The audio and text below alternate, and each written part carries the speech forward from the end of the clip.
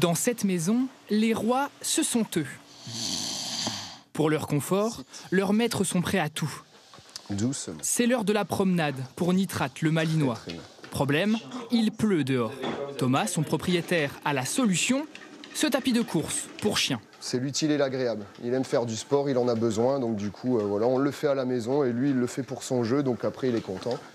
Pour cet appareil, Thomas et Tatiana ont déboursé près de 600 €. Ce n'est pas leur seule folie pour leurs 11 chiens. Voilà, là, c'est les différents kongs qu'on va avoir, les différentes balles, du frisbee. Pour faire les ongles. Différentes textures de balles. Donc, j'ai 2 catégories de brosses. Impossible de compter tous ces accessoires. Ils y consacrent environ 300 € par mois.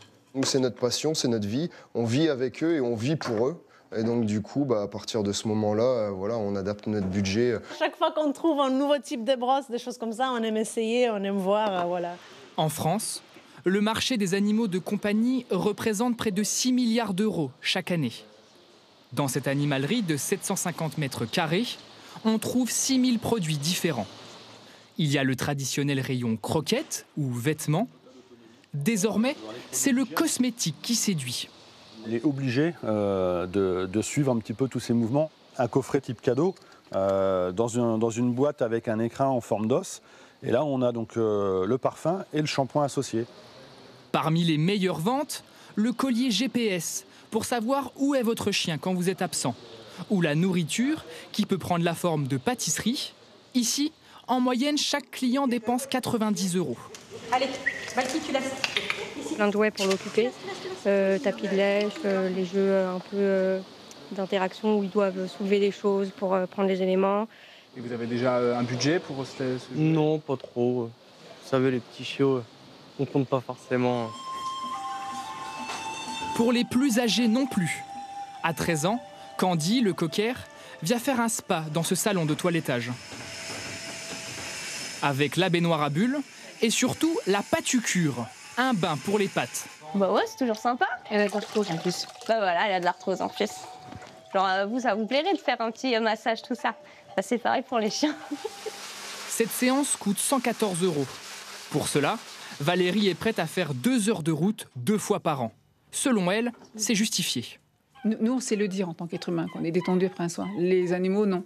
Mais si on les connaît bien, qu'on les observe, on voit bien qu'il y a un changement de comportement après où la vie est beaucoup plus douce pour elles. Ouais.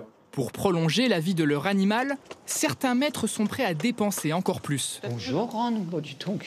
Cette clinique du nord de la France dispose d'équipements dernier cri.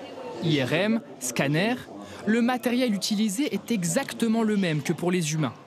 Carole est venue avec Chihiro, son chien de 7 ans, pour une échographie cardiaque. La demande de soins de la part des propriétaires augmente. Un propriétaire qui aura vécu 8, 9, 10, 12 ans avec son animal de compagnie, le jour où ça ne va pas, à l'heure actuelle, les gens se disent je veux savoir ce qui ne va pas et je veux savoir si je peux l'aider. Ces soins ne sont pas à la portée de tous. Pour une simple consultation de 30 minutes, comptez 250 €. En cas d'opération, environ 4 000. Pour mon chien, oui, je ferai tout. Parce que c'est ma famille, c'est mon chien, c'est comme c'est mon enfant, en fait. Il existe bien des assurances pour anticiper ces problèmes de santé. Une solution encore peu connue. En France, seulement 15% des animaux domestiques en ont une.